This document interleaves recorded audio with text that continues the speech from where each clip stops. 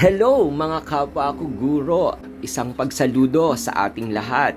Happy World Teachers Day! Happy Teachers Day sa'yo, kaguro. Wow, ang mga uniforming ito, talagang kay sarap balik-balikan, kay sarap suutin. Dahil sa tuwing sinusuot natin ito, panibagong araw ang ating tatahakin sa paaralan. Ang lahat ng facial expression na nga yatang ito ay nagamit ko na. Araw-araw pagpasok ko sa paaralan. Pakikibaka sa trabaho, pakikisalamuha sa mga mag-aaral, pakikipag-usap sa mga magulang, pakikitungo sa mga kapwa mo guro.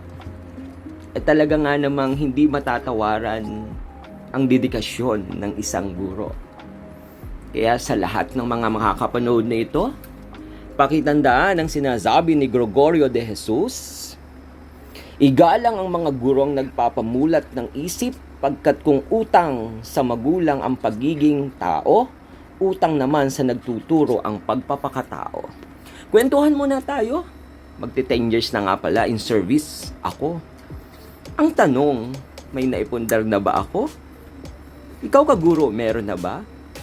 Meron ka na bang naipon? Ang tanong, siguro, marami bang benepisyo ang mga guro? Meron. Marami. Pero ang tanong, sa sobrang karamihan, meron ka na bang naipon? Meron din naman. Lang ang masasabi ko. Masayang maging guro, masayang naglilingkod. God bless sa ating lahat.